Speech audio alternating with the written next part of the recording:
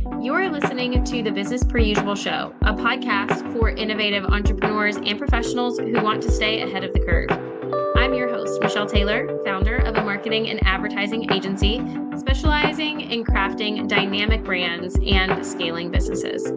Awesome. So, Cary, I am so excited that you're here today. I am so excited for our listeners to hear your story. For those that are listening and just tuning in, Cary Sanders is the CEO of Jumpstart SC, a program that disciples current and former prisoners and assists with their reentry to society. And I only know cliff notes of Cary's story, and they are incredible and inspiring of his very deeply personal connection to this mission. And I have followed him on LinkedIn for a long time. We engage back and forth, and the value he provides consistently to anyone that will listen is just really inspiring. Typically, while I just dive into business questions off the bat. Usually, I would love Cary to take a step back and just allow you to share your story and your personal connection to the mission and what you're doing now. Yeah, thanks for having me, Michelle. I can still vividly remember my darkest moment in life. I was 18 years old and in a jail cell, waiting on the guards to make their rounds at 2 a.m. Because after those 2 a.m. rounds, I would have sufficient time to hang myself and do it properly. As I was waiting on the guards, I couldn't believe my life had come to that. I had come from a family that cared. My mom had worked as hard as any mother ever has, working night and day to keep a roof over our head and food on the table and, the million other things you're doing when you're raising kids and working. But as I had entered my adolescent years, I had an unquenchable thirst for approval and affirmation. And in the rural part of Greenville County, affectionately or notoriously known as the Dark Corner, if you got into trouble, you'd get drugs and win fights, you got a lot of attention from your peers.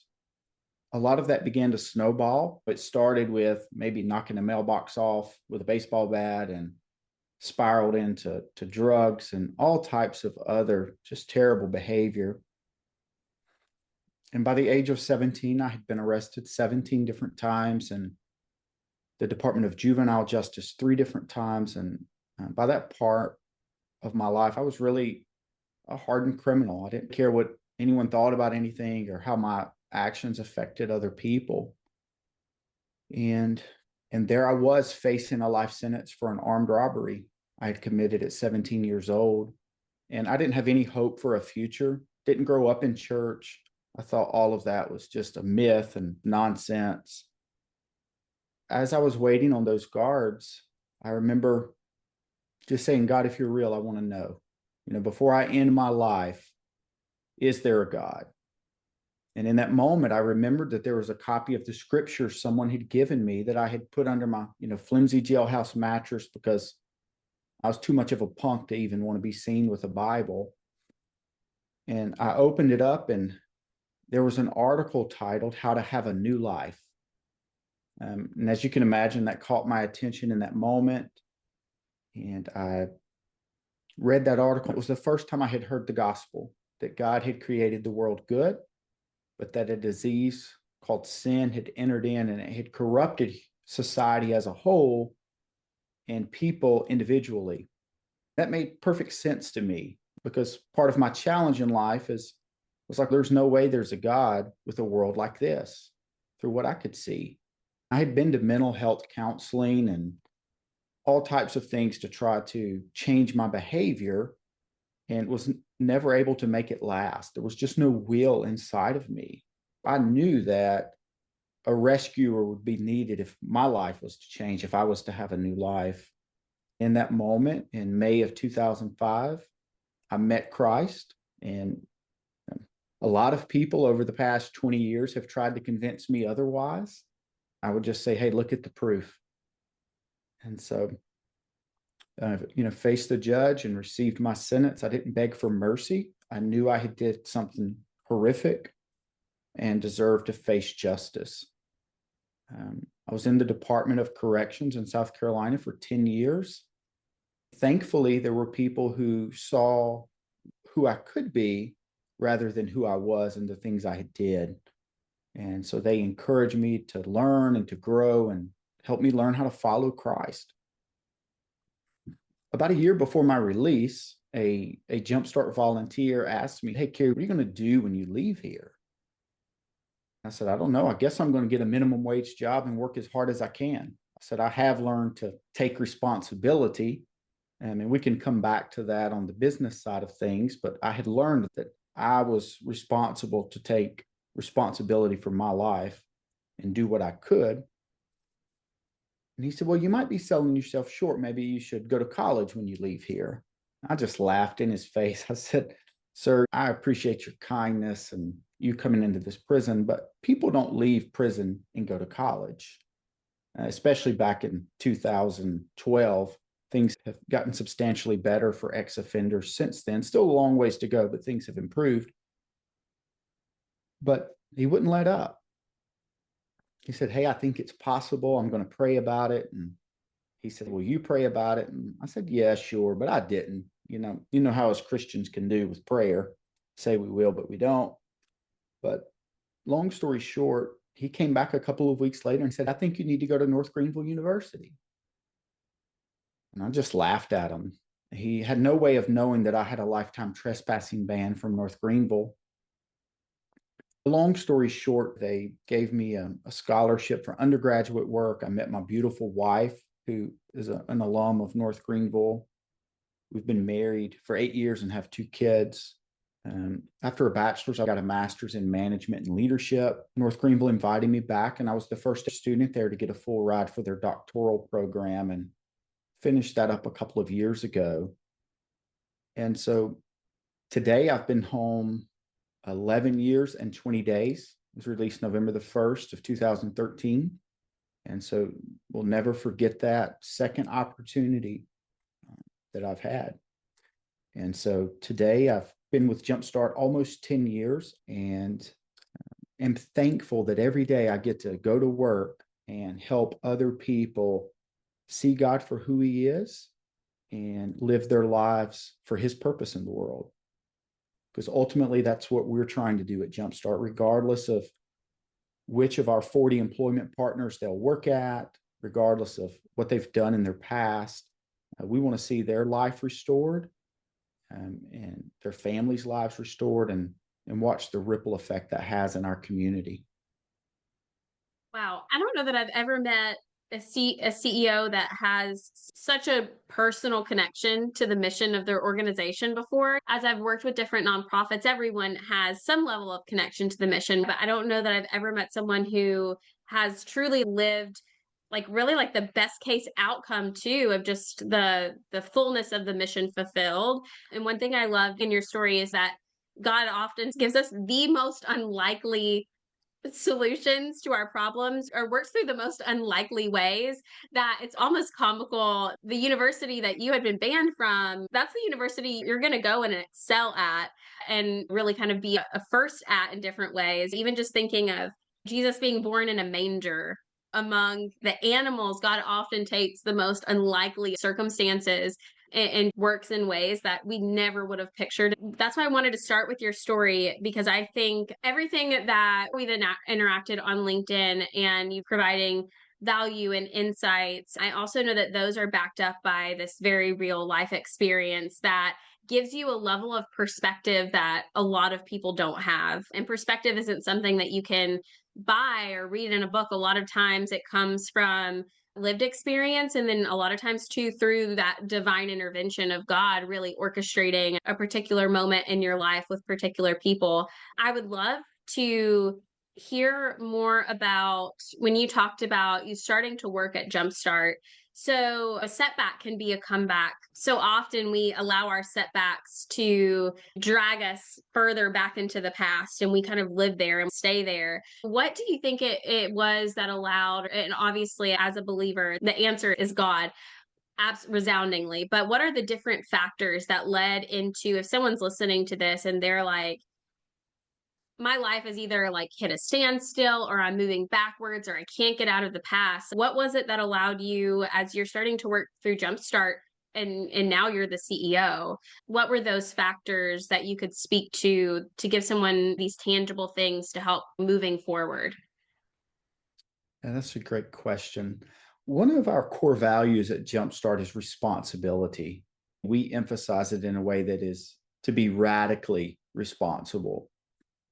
In prison, there are people there for a variety of reasons. Some were heathens like me, doing all types of mischievous and hurtful behavior. Others are there because they got addicted to something, trying to deal with physical pain or emotional pain or trauma. I think over 70% of the women incarcerated in South Carolina have experienced some form of physical or sexual abuse during their lifetime. So it's not just a matter of people making poor choices. If someone's life is going to improve from incarceration to thriving in the community, only they can take responsibility for themselves. The community can provide transportation to and from work, transitional housing, employment opportunities, and life skills training. We have the nation's most holistic program that I'm aware of, and I've researched it quite a bit, and I'm proud of what we've done, but we can't do it for people. And I would say that has been key in my life and in the lives of thousands of other people that have come through Jumpstart and have been successful. They took radical responsibilities for the goals. They set goals that were smart, achievable, relevant, and they determined that they were going to make no excuses. They were going to work towards it. Second, they took radical responsibility for learning. They didn't say, well, I just don't know that. I can't do that. We encourage them in the Jumpstart class that, hey, if you don't understand a word, go get a dictionary. Not understanding the words, no excuse. If you can't read, tell one of the peer leaders here that you can't read and you want them to read you the chapter and write your responses in your book. You have to take ownership of what you can do rather than looking at the limitations. And then second, to take radical responsibility of one's attitude. I don't think any of us go a day where we don't encounter someone who is complaining or whining or having an unhelpful pity party about something. Life's not all rainbows and sunshine, but we can all choose to be radically responsible, to have an attitude of, with God's help and with my effort, I can do what I need to do to have a good life, and in the business world to figure out what it takes to make it work. You can't wait on someone else to come do it for us. That is so good. And it's so interesting, even just hearing radical responsibility. I was just working with a nonprofit near the Midlands, and we were doing some culture work. One thing that we really aligned on is that one of their cultural values going forward is radical responsibility and radical honesty. It's so crazy that you said that. One thing I would love, and this might be a hard question, but what does in your day-to-day life as the CEO of Jumpstart radical responsibility look like for you? Or if you had an example of that, because I think that is so helpful to, one thing that I am learning, and God's definitely done in my heart, is that radical responsibility is less hard than carrying the shame of whatever it is that I've made a mistake about, or whatever it is that keeps you from being radically responsible, because you are so worried about how hard it's going to be to take that accountability, to be responsible, to be radically honest.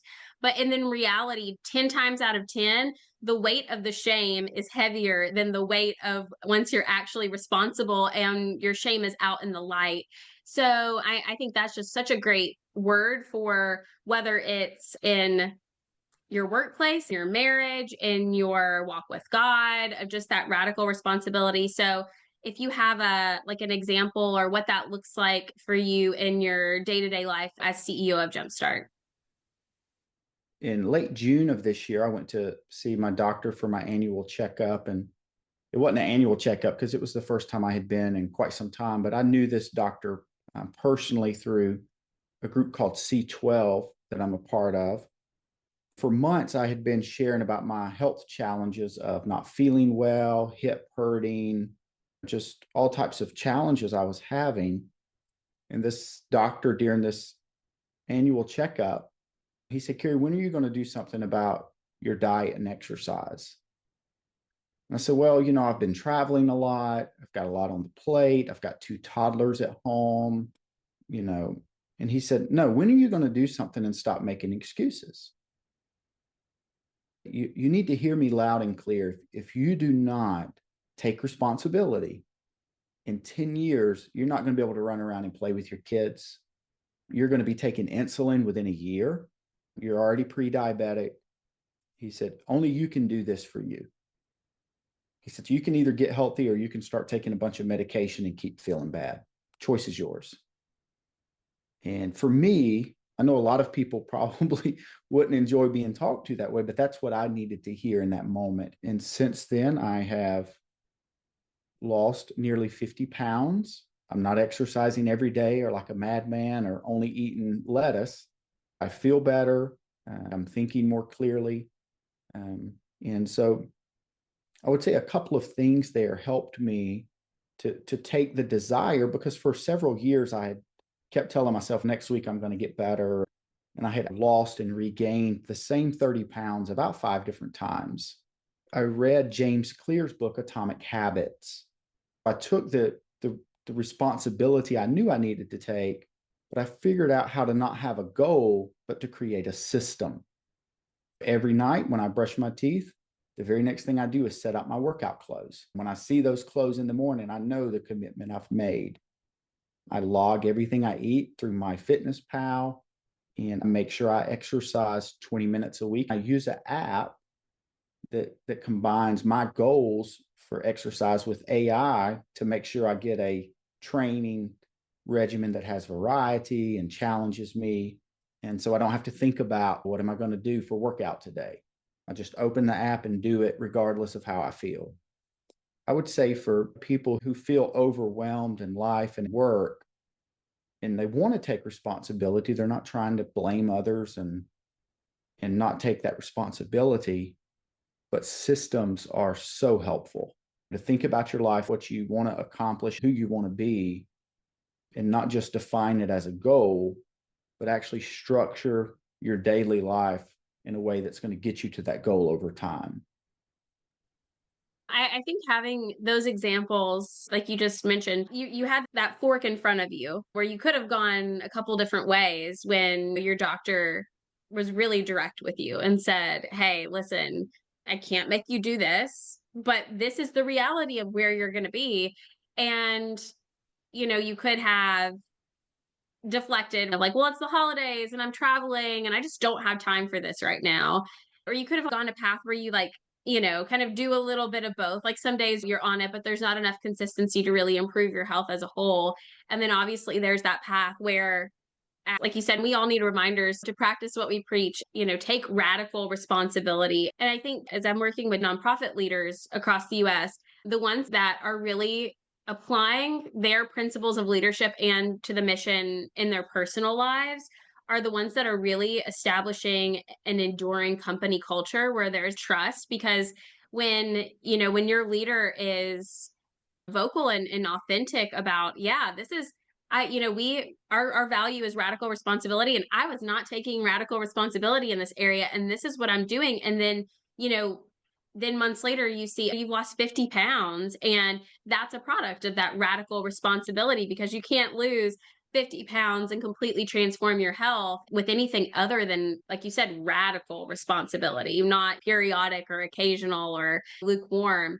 Do you see that reflected in your culture? How do you think your culture within Jumpstart compares to other cultures? That is a very specific cultural value of radical responsibility, especially being lived out in leadership. I'm curious if you've seen differences in your company culture versus other orgs you've seen. Yeah, that's a great question. Our 5 leadership values are the first one is to love God and love people. The second is live and work for God's applause. The third is to collaborate, innovate, and implement best practices. The fourth is to measure and celebrate results. And the fifth is to have fun while giving one's best.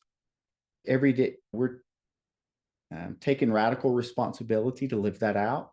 In our weekly all staff, we don't just recite those leadership values. People share stories of when they've seen those leadership values play out and when they've fallen short and the steps they're going to take to rectify it. Our culture here at Jumpstart is special. We have 15 staff members, and 10 of them are Jumpstart graduates. And so are people like myself who went through the program while incarcerated. Almost all had other forms of employment before being recruited by Jumpstart to help lead the efforts. That gives us a sense of purpose that is hard to teach if someone hasn't lived it. Now, our other 5 staff members are phenomenal and exceptional in their roles, not creating any distinction between us and them, but we benefit from having such a large number of people that intuitively understand what we're doing and why it matters. The passion that flows from that allows for exceptional work to take place.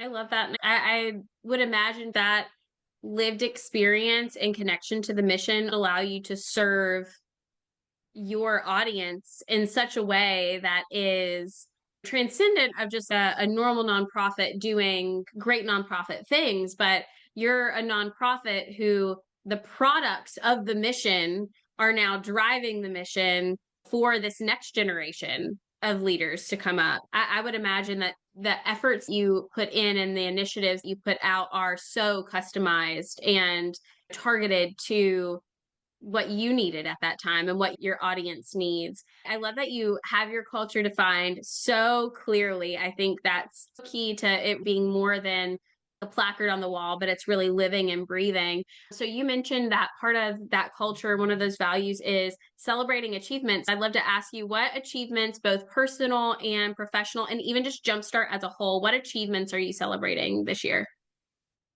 That's a great question. I do want to back up to something you asked just a moment ago, because I think it'll be helpful for leaders in the nonprofit space, especially through my network of nonprofit leaders that I know. The majority of them have a top-down approach. Whoever's in the C-suite will come up with a strategy, and the board's typically involved in that. And, the deliverables flow from the strategy. What's it going to take to get there? I found that's like throwing spaghetti against the wall and hoping something sticks. You're doing a lot of guessing and assuming, and usually you can come up with all kinds of research to back a particular emphasis. I would say that thorough research is important, but a part of that research should be what I would call customer first measurement. We don't try to come up with a solution without asking those who are going to be benefiting from the services for input. Most people know what services in the nonprofit world are going to be helpful for their lives and don't need other people guessing and creating hoops for them to jump through to make them available for the service. I would say to create simple surveys and send them to the people that are a part of the work and are being impacted gives some of the best insights. We have really benefited from that at Jumpstart. One thing that several different clients are dealing with right now is, especially some of the larger nonprofits I'm working with, is kind of this disconnect culturally. They're feeling a division between the C-suite and the leadership or management team and the kind of like front-facing staff that are boots on the ground implementing the work and not sitting in the office putting things on a slide deck. I love that you're really socializing and circulating these ideas and these strategies before you're saying, this is what we're doing, this is how we're doing it. Here, take it and make it successful. It sounds like both at every point in your staff, whether it's the CEO or the person sitting down with your audience and saying, these are the opportunities, this is how we're going to move you through this process. And then to your audience and really seeing the problems they're facing. I think that is so insightful. And I really think it's the way of the future. I think companies and nonprofits that will endure are going to be taking that approach of more holistic strategic planning and less of the executive sitting in the ivory tower pushing the strategy out. So I love that. The other question, because I know I peppered in a few, was what wins, what achievements are you celebrating this year?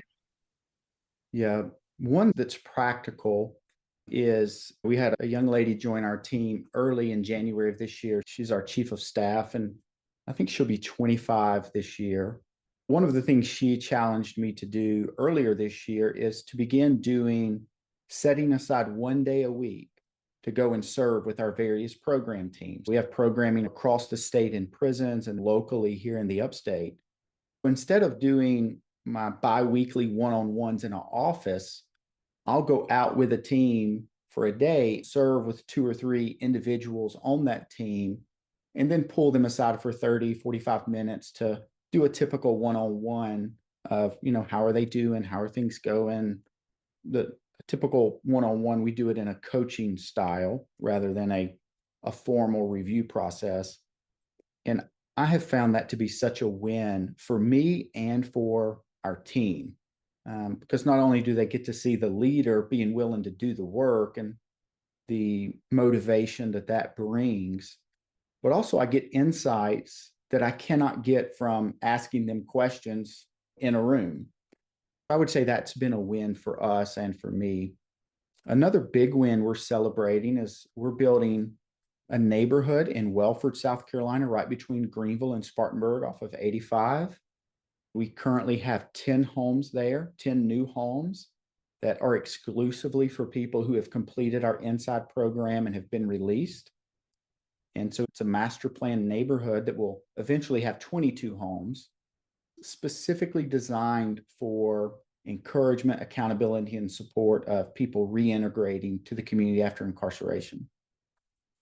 In 2 weeks, we're having our grand opening of our Indigo Hope Center. It'll be in the middle of that neighborhood, and it's going to have event space, a culinary arts training center, and classrooms and office space for our organization.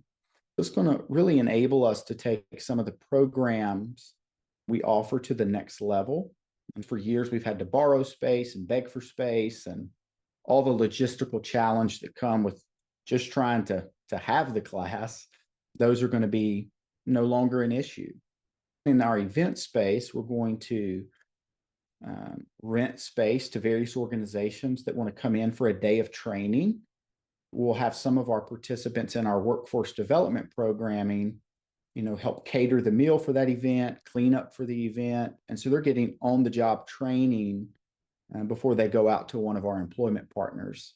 All of that is designed with sustainability in mind to generate revenue for the mission, earned income. So we no longer are looking to banquet it or beg for it, but to produce it. Cary, that is so cool. I mean, I will say a theme with all of my nonprofit clients this year was philanthropy has changed. It has changed. You have to do something different. The theme has been diversify, diversify, diversify.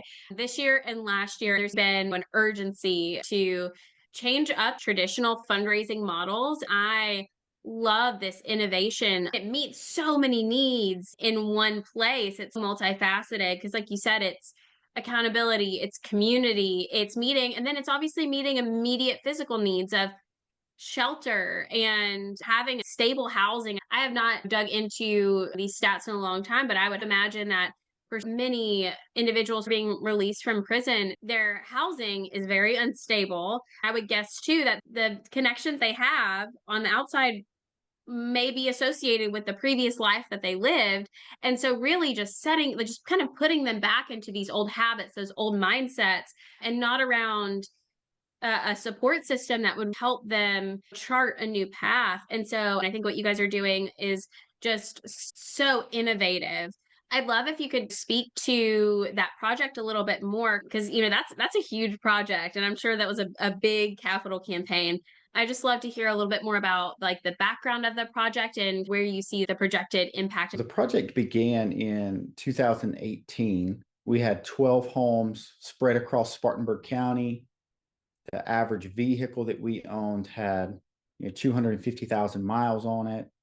And so it was a constant challenge just to get our participants to and from work, appointments, and to meet their basic needs. Regardless, that's not even trying to take into account doing good programming. We came up with a master plan to build all of the infrastructure we need in a central location. As you alluded to, people coming out of incarceration, their housing situation, most of the people that come to Jumpstart would be homeless the day of their release. and many of the others would be going to live on a relative's couch. The prospects of them getting a job with their record without an organization like Jumpstart to vouch for them are slim to none. And so in a month, most of them would be looking for another couch to sleep on, because nobody likes someone living in their house, sleeping on their couch, eating the groceries and not working. And so we knew we needed a solution. It still is a bold vision. It's not finished. We still have 12 homes to go over the next 2 years. I firmly believe that there is not a lack of people willing to invest in philanthropic efforts when the vision is clear and it is evident that the leadership of the organization has the ability to deliver on mission. And so all of that comes back to vision and trust. A lot of nonprofits, I don't mean to sound derogatory, because I promise you we have a lot of room to grow, and we're not really experts in anything other than taking radical responsibility, and that's a struggle. But you can't sell $1 million gift when you don't have $1 million ideas.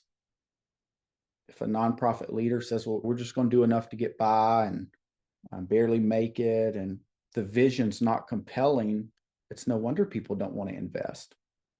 In 2018, our organization was doing about $500,000 a year in revenue, which in the broad scheme of things isn't a simple matter to do.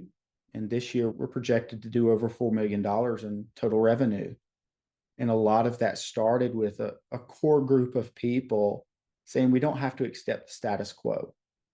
Let's put together a strategic plan that meets needs and serves us well into the future. Do the work it takes to articulate that vision in a way that people want to buy into it. Cary, this quote is incredible. You cannot expect $1 million gift if you don't have $1 million ideas. Oh my goodness. I mean, that's it. If for our listeners in the nonprofit space, I think that is, as a lot of nonprofits right now are kind of hitting their head up against the wall of, why is our philanthropic revenue going down and down and down? Why are people less and less engaged? And I think that's a great challenging question to take a look at.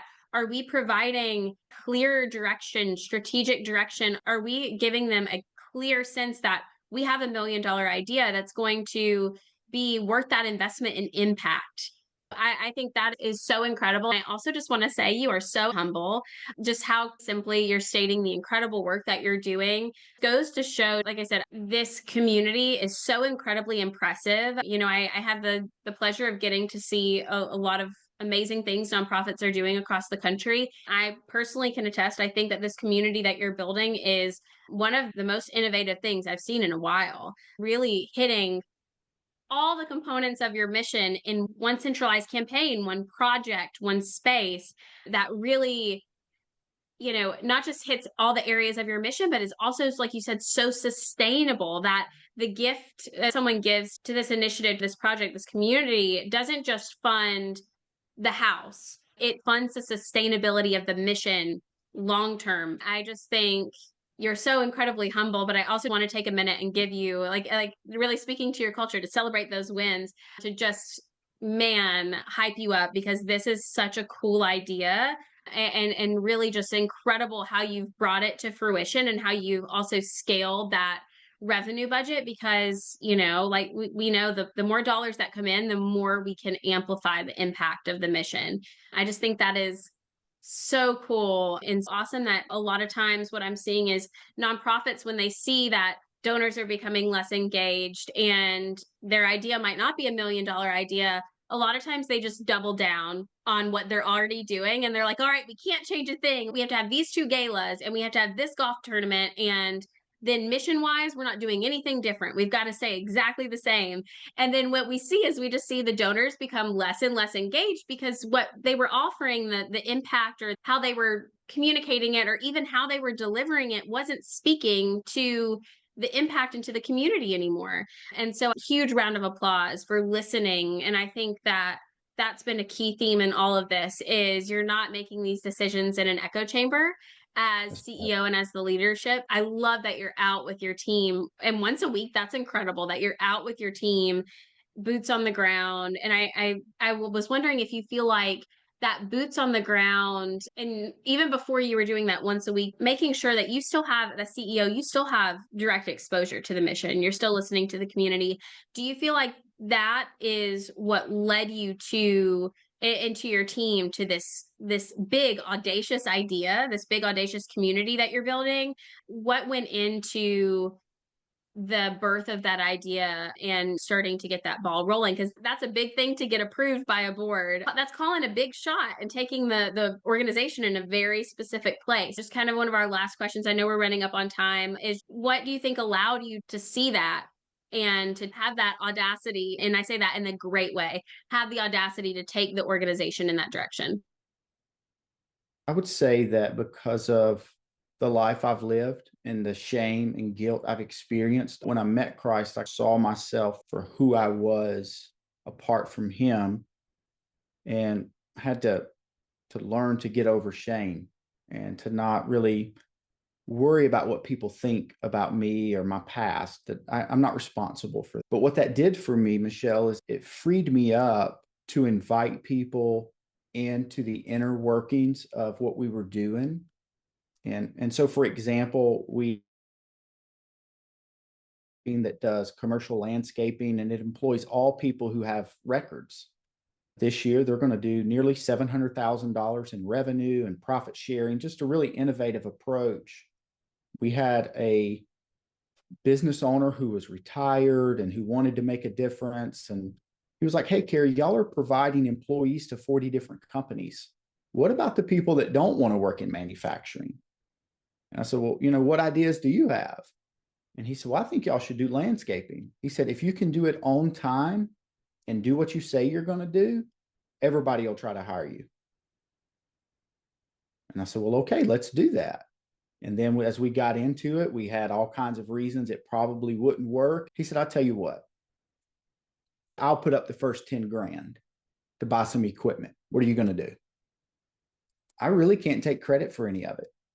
It's been the willingness to invite people in who have expertise and experience and not feel like I've got to hide anything from them. I don't need to impress them to get a check from them. People want to solve problems. And I think we give volunteers and donors a gift as nonprofit professionals when we invite them in to do something courageous.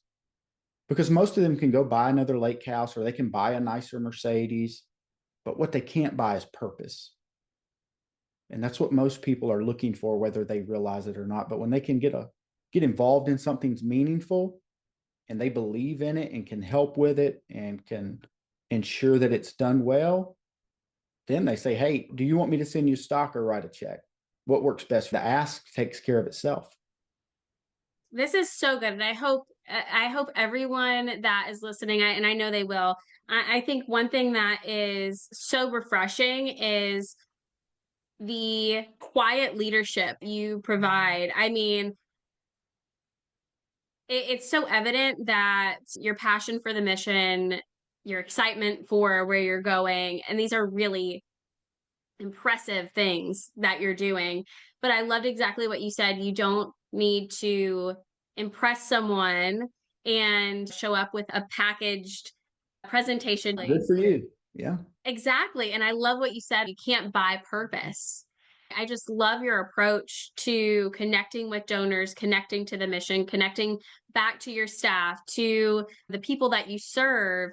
And I think that that's all speaks directly to how this really amazing work that you're doing has come to be. I could pick your brain for a lot longer, but before we go, I'd love to let people know how they can find you, how they can support Jumpstart if they want to learn more, if they want to volunteer, if they want to fund a great program or fund one of those houses in this community. Tell us where we can find you on social media and any opportunities to get connected. Yeah. Thanks, Michelle. Great place to connect with me and with Jumpstart is on LinkedIn or Facebook or Instagram. If people live in the upstate of South Carolina and want to see it personally, they can go to our website at jumpstartvision.org, select South Carolina, and then sign up for a tour. and would love for them to come and see and ask questions and see what might be a good fit for their skills and interest.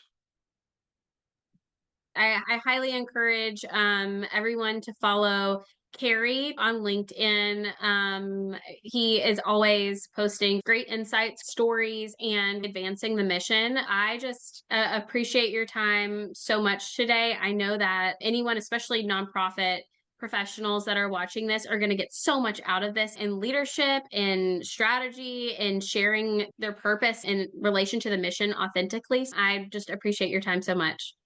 Yeah, thank you as well.